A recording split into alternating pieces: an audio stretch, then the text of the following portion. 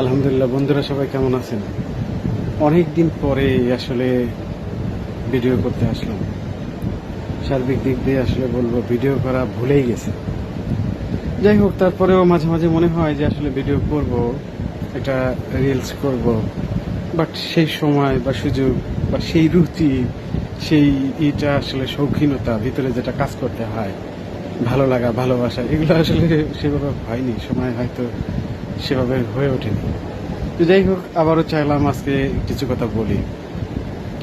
একটা জিনিস আসলে খুবই আমাদেরকে কিন্তু ভাবায়, সেই ভাবনার বিষয়টা হলো যে আসলে দেখুন, এই পৃথিবীটাকে যদি আমার কাছে বর্ণনা করতে বলেন যে তোমার দৃষ্টিকোণ থেকে আসলে পৃথিবীটা কেমন, একটু বর্ণনা করো, তখন কিন্তু আমি আমার মতো করে হয়তো যতটুকু শিখেছি সেটা বলবো। এরকম আমরা এই পৃথিবীতে বসবাস করি, প্রায় 800 কোটি বা ততোর্ধ্ব মানুষ রয়েছে।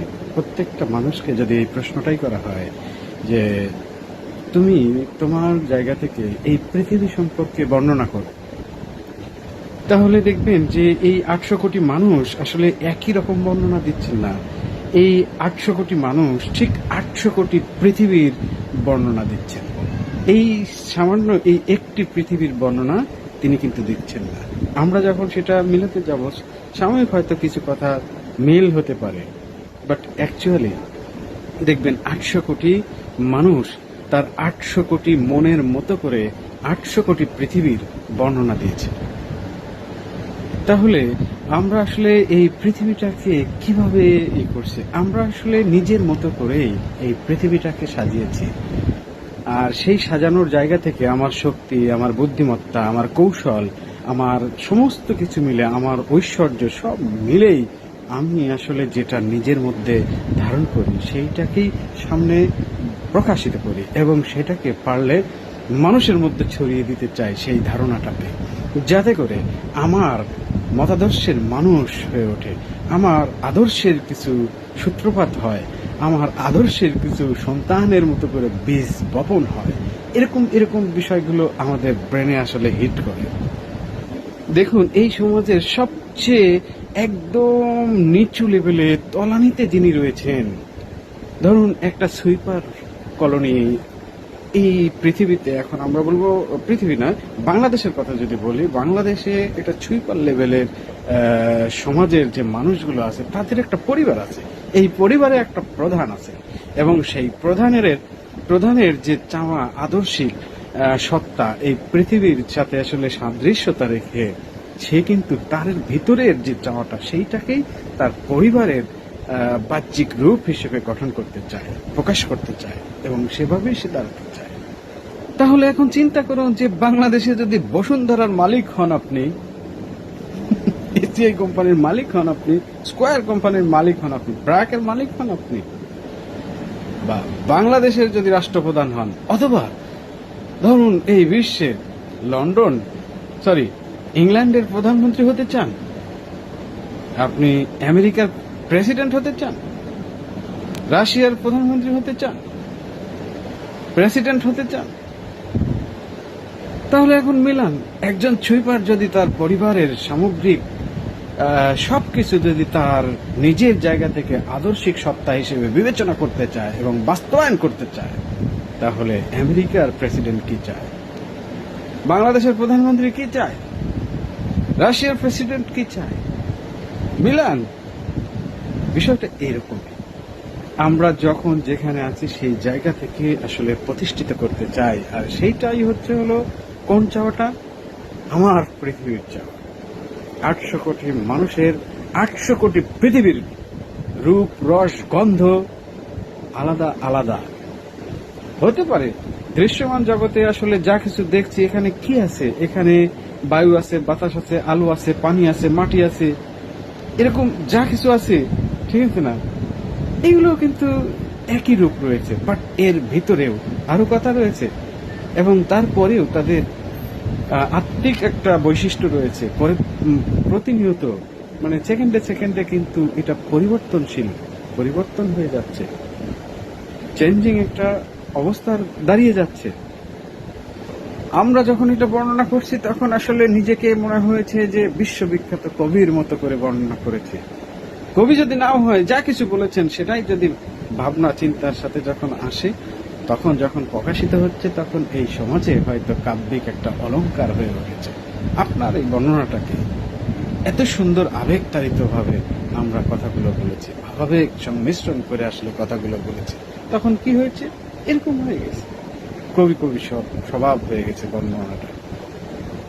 আমরা পৃথিবীতে জন্মের পরেই আসলে দুধ পান করা শিখেছি, দুধ পান করতে হয়েছে, আবার বড় হওয়ার পরেও এই দুধ পান করি। দেখুন, যখন আমরা এগুলো বলছি, তখন প্রয়োজনীয়তার তাগিদে একটা সময় কিন্তু আমরা আসলে দুধ পান করি বিধায় আমাদের কিন্তু আসলে মা জননী, আমরা যার গর্ভে ধারণ করে থাকি তার দুধ পান করে থাকি মা।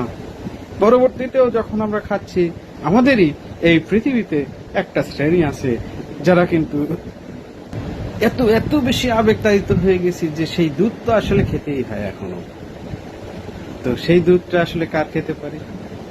অনেক রকম গৃহপালিত পশু রয়েছে, তাদের আমরা দুধগুলো খেয়ে থাকি। বাট এত বেশি আবেগতাড়িত হয়ে গেছি যে একটা সময় এই দুধ খেতে খেতে তাকে আমরা মাই মনে করেছি, তিনি আমাদের মা জন্মে। আছে না, গরুকে অনেকেই আমরা মা বলি। ভাই, বান্দরের দুধ কিন্তু খাওয়া যায় বা যায় না এরকম কিন্তু বলা নাই। আপনি যদি বান্দরের দুধ খেয়ে বড় হতেন তাহলে কিন্তু বান্দরকে মা বলতেন না। আছে না, আপনি সারা দিন যদি ল্যাবে রেখে দেন যে না এই মাছটার একটা দুধ বের করবো, আপনি পারবেন? এই যে যখন আমি এই কাজগুলো করি, তখন নিজের মতো করে, নিজের আবেগ থেকে, ভালোবাসা থেকে, শ্রদ্ধা, ভক্তি, অমুক সমস্ত কিছু থেকে আমি আসলে বাস্তবায়ন করতে চাইছি। এটা তো আমার মা, আমি তার দুধ খেয়ে বড় হই। এই তো কনসেপ্ট। আর কি বলতে চান? আপনি তো বানরের দুধ খান না। যদি বান্দরের দুধ খাইতেন তাহলে তো বান্দরকে মা বলতে পারতেন না, বলবেন? এই তো এরকম আমাদের ভিতরে আসলে এই যেই হচ্ছিল পৃথিবীর মানুষের কনসেপ্ট। আমরা যখন যা করি আসলে সবকিছু আমাদের নিজের চাওয়াটাকেই বড় করে দেখেছি। এই পৃথিবীতে আপনি খেয়াল করে দেখুন, ভালো কি আসলে আপনার গ্রামের যে মাস্টার, যে প্রফেসর, যে প্রভাষক, যে লেকচারার, দেখেন তার স্বভাব, দেখেন সে স্কুল কলেজে মাদ্রাসায় ক্লাস নেয়, আবার বাজারে এসে বসে আর একটা ব্যবসা করতেছে পাশাপাশি। ভাই, এত ব্যবসা তার করা লাগবে কেন? সে ওইটা করে চলে না, তার চলতো না? না, ওনার চলবে না। উনি আবার দালালিও করে। দেখেন, উনি মানব পাচারের সাথে জড়িত আছে না? ওনার ওই যে ইমিগ্রেশন করায় না, মানুষগুলোকে বাইরে নেয় না, বিভিন্ন রয়েছে, নানান কোম্পানির সাথে নানান রয়েছে। ভাই, এত কিছু লাগবে কেন আপনার? লাগবে আপনার, প্রবলেম তো। আপনারা ওই ব্যবসাটাও করছেন, সেখানেও আপনার দেখেন নানান পার্সোনালিটি রয়েছে। আপনার ভাই বেরাদার যে ব্যবসা করতেছে, সে ব্যবসা পোঙা মারতেছেন আপনি বসে থেকে থেকে। মানে কি এত এত কি জন্য করছেন ভাই? হ্যাঁ, এই তো প্রবলেমটা তো এইটা। তো এই হলো প্রবলেম। তার মানে কি, যে যত পারো শুধু খালি পোঙ্গা মারো, কার পোঙ্গা কত বড় এই তো প্রমাণ। আপনার পোঙ্গা যতটুকু, ঠিক আপনার ততটুকু অর্জন হবে, আপনার লসও অতটুকুই হবে। আপনার পোঙ্গা অতটুকুই মারা হচ্ছে, শুধু খালি এই তো। এছাড়া আর কি এই জগতে এটাই একমাত্র বাস্তব। আপনি যান, যারা সবচেয়ে বড় বড় ধর্মের কথা বলে তাদের কাছে যান, এক সপ্তাহ তার সাথে চলেন ফিরেন, আপনি এক সপ্তাহ পরে সব বুঝে যাবেন। আপনি যান একজন সরকারি কর্মকর্তার কাছে, এক সপ্তাহ যায় বসে, দেখেন তার বাহ্যিক রূপ, অন্তর, ভিতর, বাহির সব ধরা পড়ে যাবে। আপনি যান একটা ব্যবসায়ী শ্রেণীর কাছে যান, তাহলে কি ভাই আশ্চর্যের কথা, এই যে তো আপনার নিজের চাওয়াটাকে আপনি বাস্তবায়ন করেছেন। হ্যাঁ, যখন প্রাতিষ্ঠানিক রাষ্ট্রের জায়গা থাকে, সামাজিক জায়গা থাকে, সমাজের জায়গা থাকে, একটা বাইন্ডিং আছে, সেই বাইন্ডিংটাকেও ভায়োলেট করা যাচ্ছে, চাইলে ভায়োলেট করা যায়। আর সেটা কিভাবে? ওই যে পোঙ্গার জোর, এক জাতি আর এক জাতির উপরে প্রভুত্ব বজায় রাখার চেষ্টা করেছে, দখল নিয়েছে, হামলা করেছে, বিভিন্নভাবে পরাজিত করে দখল করেছে। রাজরাজাদের কাহিনী ছিল, কেচ্চা কাহিনী ছিল, এগুলো তো আমরা শুনে বড় হয়েছি নাকি? এখনো হচ্ছে, সেটা আধুনিকায়ন হয়েছে। এক রাষ্ট্র আর এক রাষ্ট্রকে দখল করছে, দখল করে নেওয়ার চেষ্টা করছে, না হলে হুমকি ধামকি দেওয়া হচ্ছে, এখনো প্রতিনিয়ত হচ্ছে। আপনারা জানেন এটা কেন হচ্ছে? ধরুন, এটা করলে লাভ বা লসটা কি হলো? যার উপরে আপনি এটা করেন, প্রভুত্ব করেন, তার কি ক্ষতি হয়? আপনি আপনার পাশের বাড়ির কথা চিন্তা করুন। ওই বাড়িতে রাত করে একটা চুরি হয়েছে, চুরি হলে তার মূল্যবান সম্পদ হারিয়ে গেছে, ক্ষতি হয়েছে ওই ব্যক্তির। এমন হয়েছে যে ওই ব্যক্তির মানে সমস্যার এত এত বেশি হয়েছে যে সেটা বলে আর বর্ণনাতীত, তার কষ্টটা এত বেড়ে গেছে, তাই না? এমনই তো। ঠিক তেমনি এখন চিন্তা করুন, একটা রাষ্ট্র আর একটা রাষ্ট্রকে যদি এভাবে পোঙা মারে, তাহলে কি হয়? একই ক্ষতি। এই তো, না কি মনে হয়? একই ক্ষতি তো, ক্ষতির আবার রকম ভেদ দিছে। তার মানে কি, এক রাষ্ট্র আর এক রাষ্ট্রকে পোঙা মারে মানে চুরি করছে, তাহলে চোর তো। ধরেন আপনি এক জাতি থেকে আর এক জাতির কথা চিন্তা করেন। ইহুদি জাতি খ্রিস্টান জাতিকে, খ্রিস্টান জাতি অন্য জাতিকে, ইসলামী জাতি অন্য আর একটা জাতিকে। এই তো এরকমই তো নাকি? না হয় নাই? বলবো হয়নি? হয়েছে। তার মানে কি, আপনার দ্বারা যখন এই কাজটা হচ্ছে তখন আপনি তো আসলে চোর, নিজের মতো করে চুরি করছেন, আর চোরটা সেই চুরিটাকে আপনি বীরত্বের সাথে প্রকাশ করতেছেন। এই তো হিসাব তো তাই আসে ভাই, আর কোথায়? কি বুঝান না বুঝান, এই যে এখন চাকরি বাকরি করছি, এখানে যদি একজন আর একজনের সাথে হই, এই তো বোঝা যায়। যদি আমরা অন্যায় ভাবে এটি করি, তেমন কিছু করা যায় আর কি, বোঝেনি তো? করেন তো অনেকেই, তাই না? হ্যাঁ, অস্বীকার করার ক্ষমতা নাই। যাই হোক, তারা এখন বোঝেন, তাহলে আপনি আসলে কি চোর না? আশ্চর্য কথা, চোরের আবার রকম ভেদ দিচ্ছেন কেন? একই কাজ করছেন তো। মুসলমান জাতিকে পবিত্র জাতি, আপনি শ্রেষ্ঠ জাতি বলবেন সমস্ত জাতির মধ্যে? কিভাবে ভাই? মুসলমান কি কাজ করে নাই? আপনি মুসলমান না?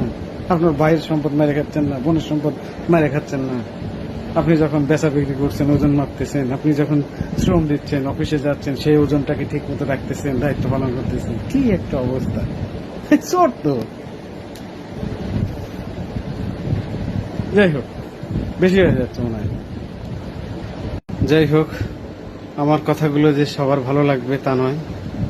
যাদের আসলে ভালো লাগেনি তারা সহ সবাই আসলে ভালো থাকবেন। ধন্যবাদ সবাইকে।